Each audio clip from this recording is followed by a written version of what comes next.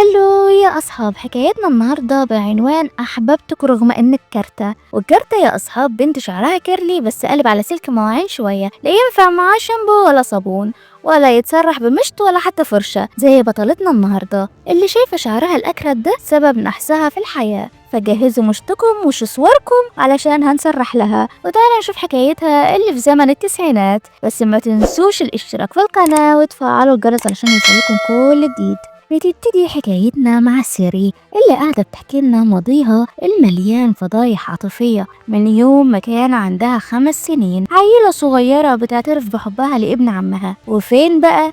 في وسط المقابر. ونعم الاختيارات يا سيري. وبعدها كبرت شوية ودخلت 3 ابتدائي ولسه عندها نفس الهوس. كتبت جواب حب من بتوع زمان كده وادته لابن عمها، والواد رد وقال لها وانا كمان معجب بيكي. بس قصة حبها انتهت من قبل حتى ما تبتدي، لان الواد ابن عمها ده سافر سول وانتقل لمدرسة تانية، والبنت المسكينة دي فضلت تاكل في نفسها وطفحت الفراشات. والسنين عدت وسيري كبرت وطلعت نسخة من أبوها، شعر كيرلي ناشف عامل زي سلك المواعين. والمصيبة بقى إن ليها أخت توأم هيري، شعرها طالع ناعم سايح حرير، ده غير إنها ذكية بتطلع من الأوائل والولاد كلهم بيحبوها وأهلها والجيران بيقارنوهم ببعض، ومقارنات ما بتخلصش لدرجة إن سيري خلاص بقت حاسة إن شعرها ده هو سبب نحسها في الحب. وفي يوم الموكوسة دي ما استسلمتش، راحت مرة وبعتت جواب اعتراف لابن الجيران ودخلت تسرح شعرها في المراية علشان تجهز نفسها. بس الواد بقى افتكر ان اللي بعتت له الجواب ده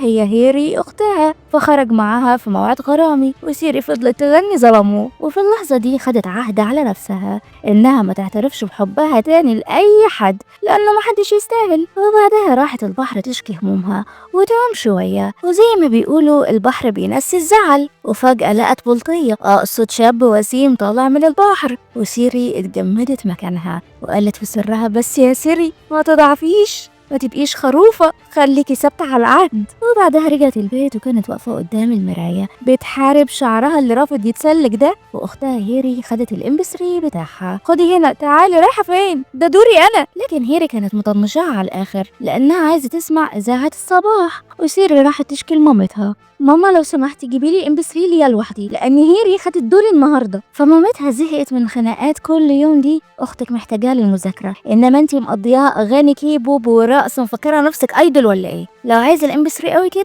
خديني بعيني وهاتي تمنه، يلا خديني. طبعا يا بنانيت الالفينات الام 3 ده لجيل التسعينات كان ولا الايفون دلوقتي، حاجه في منتهى الروشره. فسيري اتقمصت وراحت تكمل خناق مع ابوها. هو ده اللي ورثته منك؟ سلك المواعين ده؟ الناس تورث فلوس، اراضي، كنوز، وانا ورثت منك شعر مكلكع ما بيتسرحش. فابوها قال لها يا بنتي ده موفر. موفر ايه يا بابا؟ ده الكوافير بياخد الضعف علشان يفرده، انت ما تعرفش الفرد بقى بكام. بس صحابها الثلاثي المرح ندهوا عليها وهي نزلت لهم. مالك متضايقه وضربه بوز على الصبح ليه؟ ولا حاجة، خناقات كل يوم مع الأستاذة هيري المتفوقة. فالسول حاولت تواسيها، ولا يهمك يا بنتي، انتي أحلى من هيري بمليون مرة. ولينا بصت لها بنظرة بومباستيكية، هو انتي بتستلفي منها فلوس ولا سيري ماسكة عليك سيديهات؟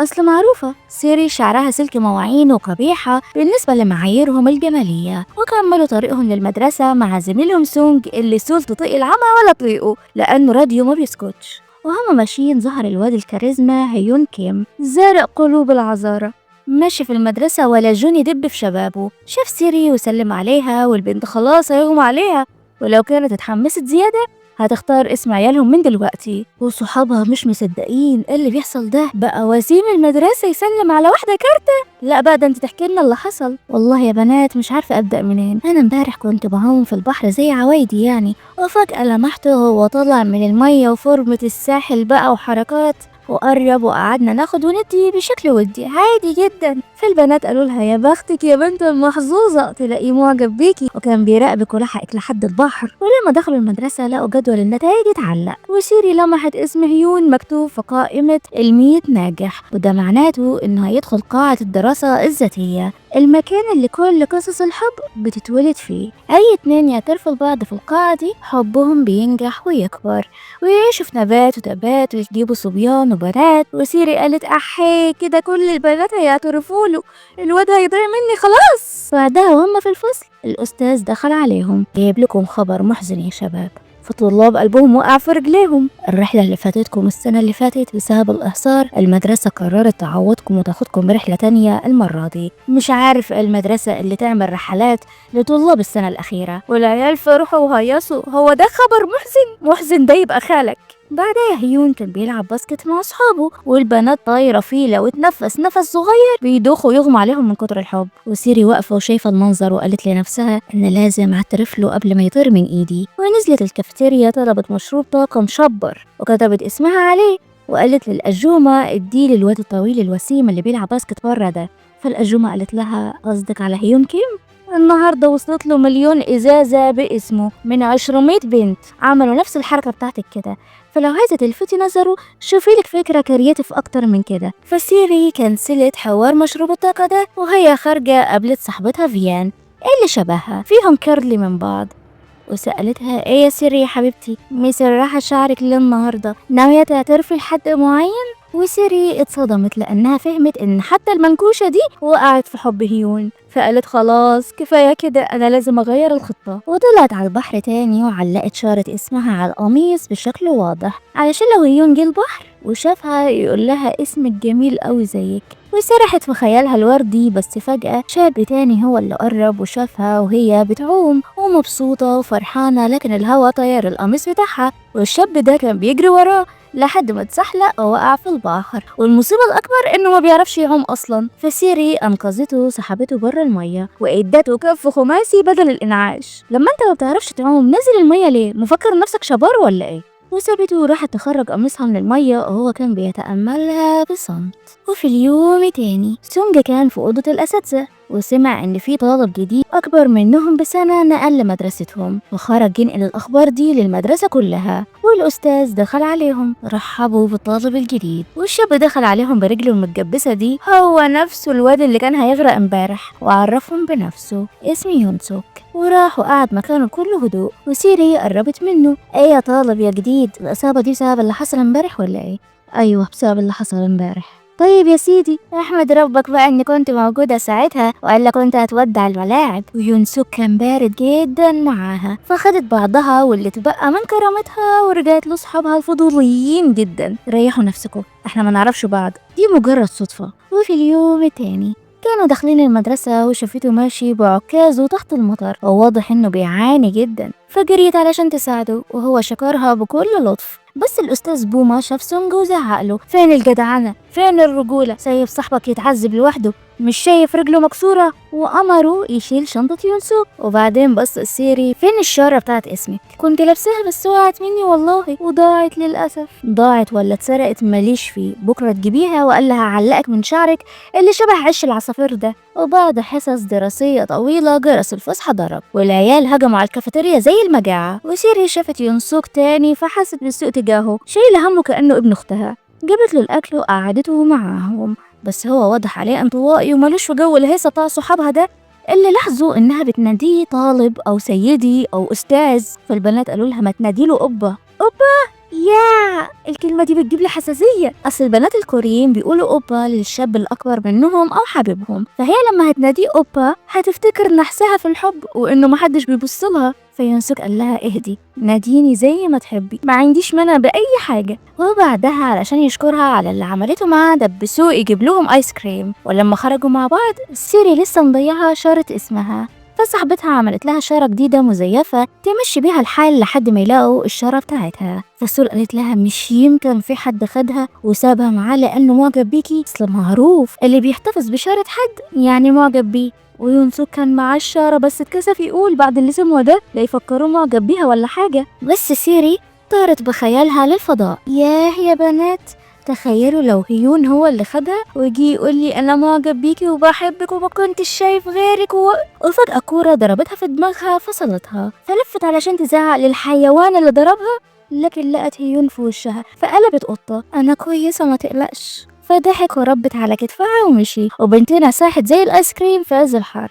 والبنت سول ما سكتتش طبعا، شايفة قلتلك دي حركة مقصودة، الواد معجب بيكي. وفضلوا شلة البنات يصيحوا ويرقصوا ان هيون بيتلكك علشان يقرب منها، بس فجأة صوت يونسوك قطعهم بكل برود. ما ظنش، فالعيال اتصدموا أول مرة حد يقفل حنفية التخيلات بتاعتهم. قصدك ايه بما اظنش دي؟ اقصد ان هيون ما كانش قصد يضربها بالكورة، فبصوا له بقرف علشان يخرس وما يقطعش خيالهم. بعدها سيري كانت قاعدة في الفصل بتراجع دروسها، وفجأة صحابها دخلوا جاري. الحقي، مش فيان جت المدرسة وشعرها سايح حرير كأنها خارجة من إعلان زيت دبر قبله. وسيري اتصدمت وجريت علشان تشوف بعينيها وتتأكد، أصل فيان شعرها أكرت أكتر منها فلازم تعرف سر الخلطة. وأول ما دخلت اتصدمت من الشعر اللي بينقط نعومة ده. عملتيه ازاي ده يا بنت الجنية؟ ده فرد يا روحي، بس مش أي فرد، ده ماجيك ستريت على طريقة مدينة سيول. عملتيه فين بقى وكم إن شاء الله؟ في كوافير روزهير ب200,000 وون. أحيه 200,000؟ ليه هيعملوا لها شعر رابونسل؟ المهم بعدها بنتنا قررت تشوف الكوافير ده بنفسها، ووقفت تقرأ العروض على فرد الشعر لحد ما قابلت الست صاحبة المكان. بصي يا أستاذة، أنا شعري جرب كل أنواع الفرد اللي في البلد، ما بيتملش ساعتين ويرجع ينفش تاني أكتر من المرة اللي قبلها. في إيه المميز عندكم بقى علشان أجي أعمل شعري؟ فالست قالت لها إحنا عندنا مواد كيميائية تخلي شعرك حرير على الخدود بيهفف ويطير، فرد فاخر بيجيب من الآخر. تحب تجربي؟ وسيري رجعت البيت، كسرت الحصالة بتاعتها وطلعت كل اللي معاها، تحويشة عمرها، بس للأسف مش مكمل نص المبلغ حتى، فقعدت تندب حظها بقى. وفي اليوم التاني رجعت الكوافير مش قادرة تسأل عن العرض أو حتى تطلب تخفيض، بس تتأمل بصمت. وفجأة عينيها وقعت على يونسوك، فاستخبت بسرعة واكتشفت ان الكوافير ده بتاع مامته. فجت لها فكرة عبقرية جهنمية، وراحوا المدرسة، حاولت تقرب منه وتضحك معاه، وبعدها استنته لحد ما خلص مدرسة ولفت له من الشارع التاني. ايه ده؟ ايه الصدف الحلوة دي؟ انا كنت ماشية كده في الشارع لقيت نفسي قدامك، يا سبحان الله. طب وانت جاي هنا بتعمل ايه؟ عايز تحلق شعرك؟ لا، الكوافير ده بتاع امي. بجد؟ يبقى كده لازم ادخل اسلم على طنط. ودخلت على امه من غير لا احم ولا دستور. ازيك يا طنط، عامله ايه؟ انا زميلة يونسوك. هو ما حكالكيش عني؟ مش انا انقذت ابنك ده من الغرق من كام يوم؟ ويونسوك اتوتر وخاف من مامته. والله يا امي انا مش قصدي انزل الميه، انا بس اتزحلقت. فمامته شكرت سيري وقالت لها بص بقى، احنا نعمل صفقة، تفضلي مع يونسوك وتساعديه لحد ما يفك الجبس بتاعه، وانا هفرد لك شعرك ببلاش يا ستي. وسيري قلبها نط من الفرحة، كان بيطبل بالطبل البلدي. بجد؟ قشطة يا طنط، اعتبريه ابن اختي او حتى ابن خالتي، هخلي بالي منه اكتر ما بخلي بالي من نفسي. كل اليوم ده سيري بقت الممرضة الخاصة بتاعته، بتعدي الطريق وتجيب له الجزمة وتظبط له الديسك علشان يقعد مرتاح، ولما يخلصوا مدرسة توصله للبيت كأنه ملك، وبتوزع بوسترات الكوافير يمين وشمال كأنها بتوزع كتايب انتخابية، كل ده علشان تفرد شعرها. فيونسوك قرب منها وقال لها على فكرة انتي مش مضطرة تعملي كل ده، بس ما قدرتش تتناقش معاه لانها لمحت هيون معدي مع اصحابه، فاستخبت ورا يونسوك. انا مش عايزاه يشوفني بالحالة دي، طلع شبه سفاجة. فقال لها سفاجة مين؟ شكلك حلو وطبيعي زي كل يوم. لكن فجأة الدنيا مطرت عليهم، فرجعوا على مستودع أبوها، فسيري ادته تيشيرت من تيشيرتات أبوها علشان يغير هدومه قبل ما ياخد برد. وبعد ما غيروا سيري بدأت تستعرض مكتبتها الخاصة. بص الكتب دي كلها بتاعت أبويا ما عدا الركن ده بتاعي. فيونسوك لمح القصص المصورة وقال لها أنا عمري ما قرأت مانهوا ولا حتى مانجا. فاتصدمت، هو لسه في حد كده؟ امال كنت بتعمل ايه وانت صغير؟ بتلعب كوتشينه مع نفسك؟ فقالت له ولا يهمك انا هعلمك. وجابت كل القصص وقعدت جنبه يقرأوها سوا، والبنت اندمجت جدا لدرجة انها ادته باسورد الباب بتاع المستودع 4682. بس هتقول لحد ابويا لو عرف هيشلوحني. والاهبل من صدمته بهمساتها رد بصوت عالي 468. وطي صوتك يا عم لحد يسمعك، بس احنا هنا لوحدنا، هو انت ما تعرفش ان الحيطان ليها ودان؟ فكتبت له الباسورد على ايده علشان يحفظه، وهو كان طول الليل بيتأمله كأنه وشم جميل. وفي اليوم التاني سيري لمت الشلة بتاعتها كأنها هتوزع عليهم الورث بتاعها، وقالت لهم يا ولاد الصحاب ليه عند صاحبه ايه؟ عايزاكم تشاركوني اللحظة العظيمة دي. وادتهم ورق ملون علشان يعملوا بيه ديكور يساندوها في خطة الاعتراف بالحب لهيون. ويونسو كان بيحاول يزوغ من القعدة دي لأنه ملوش في السخافات، لكن سيري لمحته وهو بيتسحب وفعلت وضعية الدراما كوين. بقى هي دي جزاتي، وأنا اللي أنقذت حياتك وحاولت أكون جنبك، هي دي طريقة شكرك ليا؟ خلاص يا سيدي تسلم، مش عايزة منك حاجة. فاضطر يقعد زي الكلب ويلف الورق معاهم، وعامل نفسه في اللي مكفيه علشان ما حدش يقول له يعمل حاجة تانية. وبتمر الأيام ويونسوك بدأ يقضي معاها وقت أكبر من الأول، بقى شايف جنانها واشتغالاتها وحماسها، وقلبه بدأ ينبض بدقات غريبة. شكل الصنارة غمزت وابننا وقع في الفخ. فالحماس خده كان بيلف الورق كل يوم لدرجة إنه نسي يعمل الواجب والأستاذ مسكه وهزقه. وفي اليوم التاني سيري راحت لدحيح الدفعة وطلبت منه يديها مكانه في قاعة المذاكرة ليوم واحد، لكنه رفض. ازاي يعني؟ انت فاهمة ان كل يوم ليه قيمة عند طالب المتفوق؟ يا ابني ده يوم واحد مش هتخسر حاجة. لكن الدحيح ده انفجر في وشها. هو انت مفكرة نفسك فيرجينيا جميلة الجميلات اللي هيون هيسيب مليون بنت بتجري وراه ويبصلك انت؟ فوق نفسك يا كارتة، هيون مش من مستواكي اصلا. الكلام دخل في قلبها زي السهم ووجعها جدا، فرجعت البيت سحبة وراها خيبة املها وبوزها شبرين قدامها. ولما وصلت يونسوك البيت رجع لها التيشيرت بتاع ابوها، بس فجأة انهارت من العياط. هو الدحيح دودة الكتب ده مفكر نفسه مين علشان يهزقني بالشكل ده؟ ورمت برطمان الورق في ايده وكملت طريقها وهي بتعيط وتصيح كأنها اتخانقت مع حبيبها. وفي اليوم التاني بعد ما خلصت الامتحان دخلت المستودع، لقت الباب مفتوح وشافت يونسوك قاعد بيقرأ مانجا زي ما هي علمته. فقعدت قدامه وطلعت ورق الامتحانات تبص فيه وتدعي انها تنجح المرة دي. فقال لها ما انت سلمتي الورق خلاص، بتراجعي تاني ليه؟ فبصت له بنظرة كتعمته خالص، بس ما قدرتش تركز وتراجع الأسئلة. أنا مش عارفة مستقبلي فين يخربات كده، لا موهبة ولا دراسة ولا هواية، شكلي فاشلة رسميا. فيونسوك قال لها بس ده مش صحيح، انت شاطرة في حاجة تانية. ايه هي؟ السباحة. فطنشت وقالت أنا أول ما افرد شعري النحس ده هروح وأعترف بمشاعري لهيون. وفي اللحظة دي يونسوك طلع البرطمان اللي كان مليان ورق، وسيري اتصدمت جدا. يا لهوي، ده اتملى امتى ده؟ انت لفيت كل الورق ده لوحدك؟ فقال لها بصراحة مش عارف ايه لازمته البرطمان اصلا. لا على فكرة له لازمة يا حبيبي، كل ورقة فيه بترمز لدقات قلوبنا واحنا بنلف الورق بكل حب. حتى لو هيون رفضني انا مبسوطة جدا اننا عشنا اللحظة دي سوا مع بعض، انا وانت وسول وباقي الشلة، فكفاية سعادة اللحظة دي. وقدمت له كشكولها المفضل كهدية علشان ساعدها تملي البرطمان ده، علشان انت جدع وساعدتني في برطمان الحب ده. وفي اليوم التاني راحت توصله المدرسة زي كل يوم، لكنه فاجئها انه فك الجبس خلاص وبقى كويس. ومامته شكرتها، يا حبيبتي انتي قمر قوي، شكرا لانك ساعدتي ابني، فلو عايزة افرد لك شعرك ببلاش زي ما وعدتك يلا تعالي. فالسيري قالت لها بلاش النهارده يا طنط، لما اكون مستعدة هجيلك جري. وبعدها راح المدرسة والنتيجة اتعلقت زي كل مرة، والكل كانوا مصدومين ان يونسوك طلع الاول على الدفعة. ازاي لحقت تذاكر لكل ده؟ فقال لها انتي قلتي انك عايزة مكان في قاعة المذاكرة وانا عملت كده علشانك. يعني يا روحي ذاكر وتعب نفسه علشان يحقق لها اللي نفسها فيه، وهي سايبة الواد العسول ده ورايحة لدماغ القرد وتشمها. بس كالعادة المنحوس منحوس، حتى لو علقوا على راسه فانوس. هيون منجحش واتطرد من قاعة المذاكرة اصلا، فكده هي مش هتاخد مكان يونسوك، والواد تعب وذاكر على الفاضي.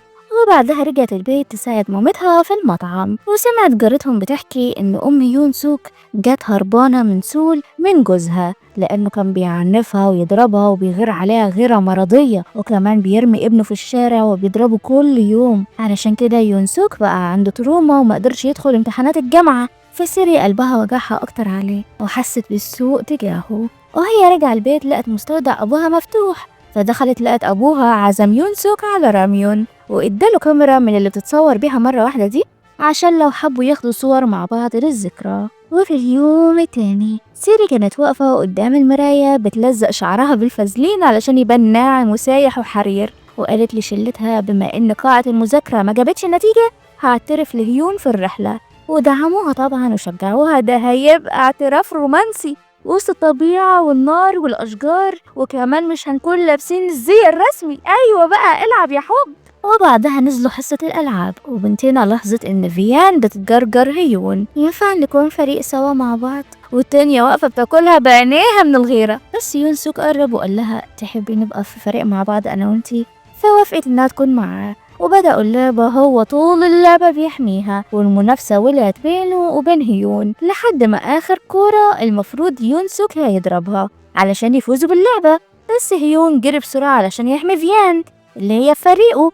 وسيري شافت المشهد ده وما كانتش عايزة الكورة تيجي فيه، فضحت في نفسها وخسرت الفريق بتاعها. وطبعا يونسوك زعل جدا ومشي وسابهم. يعني بعد كل ده بتختاري هيون برضو يا أنانية؟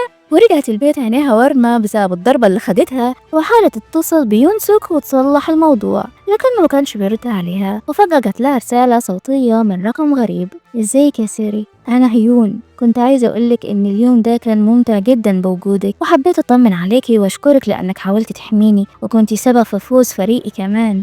وهي مش مصدقة، مفكرة نفسها بتحلم، حد يقرصها يا جدعان. وبعدها على طول جات لها رسالة صوتية تانية من يونسوك: أنا آسف إني سبتك مرمية على الأرض كده، بس اوعي تدلكي الورم بتاعك ببيضة، السالمونيلا هتتعبك، حطي مرهم أحسن هيخف الورم. وبالليل يونسوك شاف نفس الحلم اللي بيشوفه كل يوم، إنه بيغرق، بس المرة دي في إيد اتمدت له وأنقذته. الإيد دي كانت لسيري، فصحي وهو متأكد إنه خلاص قلبه وقع وبقى فيه مشاعر ناحيتها. وفي اليوم التاني كان عندهم مسرحية، ويونسوك كان دوره في المسرحية دي لاعب جولف، وسيري المساعد بتاعه، وهي طول الوقت قاعدة زعلانة من شعرها المنكوش. فقال لها: شعرك حلو على فكرة وعجبني وهو كده. وهي بصت له بنظرة: بطل كدب يا ابني بقى، مين هيعجب بالمقشة دي؟ وبعد شوية راحت الكوافير وقالت لأمه: أنا مستعدة، يلا افردي لي شعري يا طنط. بس الست كانت مشغولة جدا وتحت ايديها زباين كتير، فطلبت من يونسوك هو اللي يغسل شعرها. والواد غسل شعرها بالبلسم قصدا علشان يبوظ لها الفرد لانه بيحب الكيرلي عليها. فمامته زعقت له: انت غسلت بالبلسم ليه؟ وهو عامل نفسه بريء وما يعرفش حاجه ومش قصده. قومي يا بنتي اغسلهولك تاني، ده اللي بيعتمد على الرجاله حياته بتتدمر. وفي الناحيه تانية الطلبه ركبوا باص الرحله، بس كانوا مستنيين سيري اللي دخلت عليهم بخطوات واثقه، وشعرها السايح الحرير بيتمايل شمال ويمين كأنه إعلان لشامبو بنتين. والطلاب كلهم مبهورين بيسقفوا لها ويعكسوها، بس يونسوك قاعد ساكت وزعلان، عايز يرجع يشوف الكيرلي اللي أثر قلبه، مش الشعر المفروض المزيف اللي ما يشبهش شخصيتها ده. ووصلوا مكان التخييم وقضوها لعب وتصوير وهزار، والرحلة ما تتعوضش. خدوني معاكم، اعتبروني اختكم الصغيرة. والجو كان كله هزار وضحك. وفجأة جت اللحظة المنتظرة، سيري عملت جو رومانسي، انما ايه، عنب ورد وضوء وشموع، ناقص بس فرقة كلاسيكية تعزف في الخلفية. وسونج راح ينادي لهيون من وسط قعدة الطلاب الجميلة دي عشان المنحوسة تعترف له بمشاعرها. وهيون وصل وكان مبهور بالأجواء التحفة دي، ووقف قدامها وقال لها: شكلك حلو بالشعر ده. وهي يا حبة عيني هتموت من الخجل. في الوقت ده يونسوك كان واقف ومش قادر يستوعب المشهد ده، قلبه بيتفرم زي الكفتة، واضطر يسيبهم ويمشي ويقعد وسط الأجواء اللي عاملها الطلاب. وسيري وقفت متخشبة زي التمثال، الكلام اللي كانت مجهزاه كله طار من دماغها، مشاعر الإعجاب كأنها كوباية وقعت على الأرض اتكسرت واتكنست خلاص. فقالت له: أنا كنت معجبة بيك جدا لدرجة إني فردت شعري وسرحته علشانك، بس دلوقتي وأنا واقفة قدامك ومش حاسة بأي حاجة، ده أنا حتى بفكر بشخص تاني خالص. الشخص ده عمري ما حسيت إني مضطرة أغير نفسي علشان أعجبه، وبكون على طبيعتي معاه وهو بيحبني زي ما أنا. فهيون ابتسم: طيب ده معناته انك بتحبيه، امال جايباني هنا ليه؟ بس بصراحة انا غيران منه من قبل حتى ما اعرفه، لانه قدر ياخد قلبك. وفي اليوم التاني الطلاب جمعوا شنطتهم علشان يرجعوا البيت، وسيري ويونسوك كانوا عاملين نفسهم مش شايفين بعض ولا عارفين بعض. واول ما وصلت دخلت المستودع علشان تذاكر، وبعد شوية لقت يونسوك دخل وراها، فقالت له هي بتحاول تكون تقيلة وكاريزما: جبت لك الجزء التاني من قصة اوديشن على فكرة، لو عايز تكملها يعني، بس اسفة مش هقدر اقعد معاك علشان بذاكر. وهو كان قاعد ساكت كأنه في مكتبة المدرسة. فسألته: طب مش عايز تسألني عن حاجة؟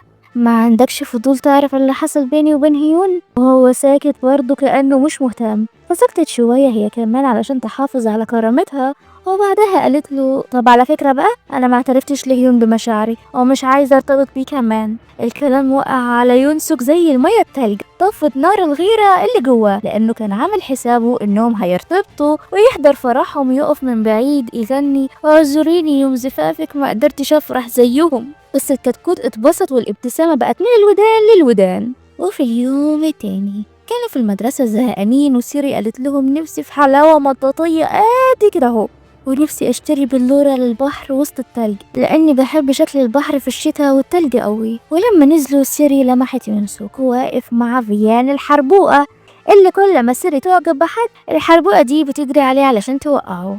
فقلبها اتقبض واتغاظت وخدت بعضها ومشيت. وبالليل يونسوك راح لها البيت ومعاه حلاوة مطاطية أطول منها، لأنه سمعها وهي بتقول نفسها في حلاوة قد كده اهو. وبعد ما اداها لها كان ناوي يمشي، بس هي وقفته. هو انت وفيان اتصاحبتوا؟ لا. امال كنتوا واقفين مع بعض ليه؟ فضحك لأنه فهم ان البنت دي غيرانة اكيد، وفيها ايه يعني لما اقف مع زميلة من زمايلنا. عموما تصبح على خير. وسابها ومشي من غير ما يقولها اي تفاصيل، وهي فضلت تاكل بنفسها. وفي اليوم التاني كانت مستعجلة جدا وراحت المدرسة علشان تقدم على اختبار قبول الجامعة، ولقت دبدوب كبير بيستناها واداها بلورة تلج صغيرة لأنها بتحب البحر والتلج. ومن غيره يونسوك الحبوب الدبدوب اللي متربي 10 مرات، اللي كان جاي علشان يشجعها ويدعمها علشان تحل الامتحان بشكل كويس. فهي اتبسطت جدا وطلعت قدمت على الامتحان بكل هدوء وسعادة، ما هي مزاجها اتعدل وصحصح بسبب يونسوك. وبالليل كانت قاعدة تتأمل البلورة كأنها ختم خطوبة، لدرجة إنها نسيت ترجع الامتحان بتاعها. وفي اليوم التاني النتائج طلعت والكل نجح. وعقبالكوا يا أصحاب. وسول قالت لهم يلا نخرج مع بعض، ده آخر يوم لنا في المدرسة المنيلة دي. لكن سيري اعتذرت إنها لازم ترجع البيت علشان تساعد مامتها، عندهم شغل كتير في المطعم. ويونسوك اتحجج بالمذاكرة، وطبعا صحابهم شموا ريحة كده فمشي وراهم وقفشوهم وهم خارجين مع بعض في موعد صغير، ويونسوك طول الطريق بيصورها. وبعدها راحوا للبحر، فسيري سألته هو انت كنت بتفكر في ايه لما نطيت في البحر وانت ما بتعرفش تعوم اصلا؟ كنت بفكر ان الموج لو سحبني هيوديني لحد فين. كنت مهموم وقلت البحر هيغرقني ويريحني، بس فجأة شفت بنت بتعوم بكل خفة وسعادة زي عروسة البحر، فحسيت ان الحياة لسه فيها حاجات حلوة تستاهل العيش علشانها. وطلع لها الشارة اللي كان محتفظ بيها وقال لها أنا معجب بيكي جدا، ومسك إيديها بكل لطف. والبنت قلبها هيطلع من مكانه لأنها هي كمان بتبادله نفس المشاعر، بس مش عارفة تقولها له ازاي. ورجعوا البيت ماسكين ايدين بعض، وقبل ما تطلع ودعها بطريقة رومانسية وهادية، واتفقوا يخرجوا بموعد يوم الحد. وهي طلعت تنهار من فرط الحب. وهو رجع البيت لقى مامته بتستقبله وقالت له أنا هسافر سول لكام يوم علشان أجيب شوية معدات وبضاعة للصالون، خلي بالك من المكان. وفي اليوم التاني سيري راحت في رحلة تخييم مع أهلها، وطول الوقت هي بتتأمل السما وتتخيل ملامحه في النجوم. وهو كان بياخد باله من الصالون بتاع مامته لحد ما ترجع. ولحد ما جه يوم الحد المنتظر، سيري قالت لصحابها يجهزوا لها جو رومانسي على البحر علشان تعترف بمشاعرها ليونسوك. ولأنها منحوسة من يومها الخطة باظت. يونسوك وصل له تليفون إن مامته في المستشفى ولازم يجي يطمن عليها، فاضطر يمشي. وسيري رجعت لأصحابها يلموا الزواق ده تاني، وقالت لهم معلش يا أصحاب، آسفة لأني تعبتكم على الفاضي. فقالوا لها عادي ولا يهمك، احنا في ظهرك على طول. ويونسوك دخل المستشفى، وأول ما دخل الأوضة شاف مامته متخرشمة ومتدشملة على الآخر، وأبوه واقف جنبها. وبنعرف إنه دكتور قد الدنيا بس قلبه حجر. فقال له أمك وقعت على السلم بالغلط وهي بتنزل، بس ابننا مش غبي، دي مش شكل واحدة واقعة من على السلم، دي واحدة واخدة علقة معتبرة. فقال له هو أنت اللي عملت فيها كده؟ الست دي طول عمرها مهملة، عاملة نفسها أم وبتحبك، وهي في الحقيقة ولا فارق معاها، يعني أنت السبب في اللي حصل لها، أنت محتاج تتربى جديد يا ولد. وسابه ومشي. وفي الناحية التانية سيري كانت بتحاول توصله لكن رقمه مقفول على طول، فكانت بتسيب له رسائل صوتية علشان تطمن عليه. وفجأة وهي بتلم الزواق البلورة اللي جابها لها وقعت واتكسرت، وده فال وحش طبعا، ربنا يستر. وعدت أيام ومفيش أي خبر عن يونسوك، ده حتى الكوافير بتاعهم اتعرض للإيجار. وسيري قالت ما بدهاش بقى، طلعت تحويشة عمرها وسافرت سول، ومشيت على العنوان اللي سمعته من جارتها النمامة. ولما راحت المستشفى سألت الريسبشن عن مريضة اسمها مي، فادولها رقم الأوضة بتاعتها. وهي ماشية لقت يونسوك في المستشفى واقف حزين ومكسور، فقربت من الأوضة علشان تتكلم معاه، لكن كلامه وقفها. يعني قصدك يا أمي إن احنا لازم نسافر أمريكا علشان لو فضلنا هنا السيكو ده هيخلص علينا؟ مامته قاعدة قدامه منهارة وبتعيط، وهو كمان انهار، ما بقاش قادر يسيطر على دموعه. بس انا مش عايزه اسافر، انا عايزه ارجع بوسان وافضل مع سيري. ايه العيشه القرف دي؟ انتوا عايزين مني ايه؟ ولا خلفتوني ليه لو هتعذبوني كده؟ وهي كانت واقفه وسامعه كل ده، وقلبها اتكسر جدا على حالته الصعبه دي. فنزلت اتصلت بيه، بصوت مكسور وبعتت له رسالة: انت وحشتني جدا. وحاولت تمسحها بس معرفتش، فاتصلت تاني وقبل ما يلحق يرد عليها قالت له: بصي يا يونسوك، علاقتنا عمرها ما هتعدي حدود الصداقة. انا حاولت احبك بجد وما قدرتش، فكل واحد فينا يروح لحاله احسن.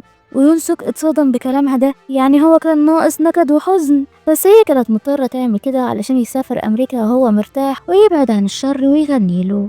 وبعد كام يوم سيري استلمت شهادة تخرجها وراحت المستودع، لقت يونسوك سايب لها الكشكول اللي ادته هدية، وأول صفحة بعنوان مذكرات الحب، صورهم مع بعض، وكان في صورة للبحر كاتب تحتها: أول مكان قابلت فيه حب عمري. ضحكهم وهزارهم وصور لباقي الشلة كمان، كل صورة مليانة بالحب والذكريات واللحظات السعيدة. وكتب لها: انت ضوء الأمل اللي أنقذ حياتي، اسمك محفور في قلبي ومفيش أي قوة في العالم هتقدر تمحيه. فقعدت تعيط وهي ماسكة الكشكول، وزي ما قال الفنان حمادة هلال: ليه كل حاجة حلوة عمرها قصير.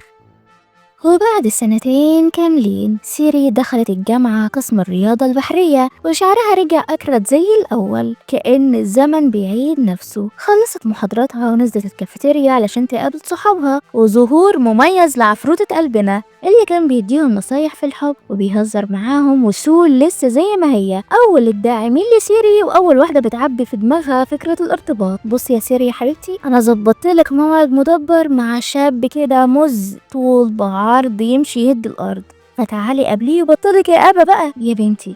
أنا الحب ده بالنسبة لي زي الفيشة المفصولة، مفيش شرارة، خلاص انسي. بس الزن على الودان أمر من السحر، وسيري علشان تهرب من زن صاحبتها سمعت كلامها وراحت تقابل الواد المز اللي هي قالت عليه. بس طول الوقت حاسة إنها بتمثل، قلبها مش حاضر معاها، قلبها بقى ملك حد تاني. فقالت لنفسها: حرام أظلم الولد ده، وقامت بسرعة ونزلت تتمشى على البحر تبص على الموج اللي دايما بيفكرها بذكرياتها مع يونسوك. فبعتت رسالة للشاب اللي كانت هتقابله وقالت له: معلش أنا تعبانة ومش هقدر أقابلك. وجالها الرد برسالة سريعة: غريبة يا أنسة سيري، بتقولي إنك تعبانة وأنا شايفك قدامي أهو زي القردة ما شاء الله. فاتصلت عليه وهزقته: بقولك ايه يلا، بطل اشتغالات وقولي انت فين، وراكي. والصوت ده مش غريب، قلبها عرفه وحافظه قبل ودانها حتى. فلفت ولقت يونسوك واقف قدامها. حبيب القلب رجع خلاص، ومن غير اي مقدمات جريت وحضنته. دموعها نزلت وهي بتقول له: انا اسفه لاني كلمتك بالقسوه دي اخر مره، بس والله ما كانش قصدي، انا بحبك جدا. ويونسوك ابتسم بكل حب: انا عارف، انا سمعت رسايلك وانت بتقولي انت وحشتني قوي، علشان كده ما صدقتش كلام الانفصال اللي قلتيه ده، كنت واثق ان كل كلمه قلتيها ما كانتش طالعه من قلبك. فطلع من شنطته برطمان مليان ورق ملون، كل ورقة فيها كلمة، دعوة، ذكرى، مشاعر زي ما هي علمته بالظبط. وقال لها: أنا معجب بيكي، موافقة تكوني حبيبتي؟ والهبلة عيطت أكتر وهزت دماغها موافقة. وفجأة صحابها هجموا عليهم زي سلاحف النينجا، أصلا كانوا عارفين برجوعه ومجهزين المفاجأة دي من بدري، صريخ وأحضان وهزار، الجو كان مليان حب. ومن اليوم ده سيري بقت ليونسوك ويونسوك بقى لسيري، والاتنين كملوا حياتهم سوا مع بعض على موج البحر اللي جمعهم أول مرة. الحب مش بيتقاس بالمعايير اللي بره، الحب الحقيقي هو اللي بيشوف العيوب مميزات وبيشوف النواقص كمال. علشان كده لما تلاقي حد بيحبك زي ما انت من غير ما يطلب منك تتغير أو تلبس قناع، اعرف انك لقيت حب العمر الحقيقي. وسيري لقت الحب ده في يونسوك. اللي جمعهم ما كانش البحر ولا البلورة التلجية ولا حتى شوية الورق الملون ده، اللي جمعهم هو الإحساس الصادق بالحب اللي فضل عايش جواهم حتى لو بعدوا سنين عن بعض. وفي النهاية الحب الحقيقي ملوش وصفة، ملوش مقاييس. الحب الحقيقي ببساطة هو لما تلاقي نفسك متشاف زي ما انت، وتتحب أكتر بعيوبك قبل مميزاتك. ولحد هنا بينتهي مسلسلنا، دمتم بخير. كانت معكم نور. فلو عجبكم الملخص متنسوش الاشتراك في القناة وتفعلوا الجرس علشان يوصلكم كل جديد. أشوفكم على خير، باي.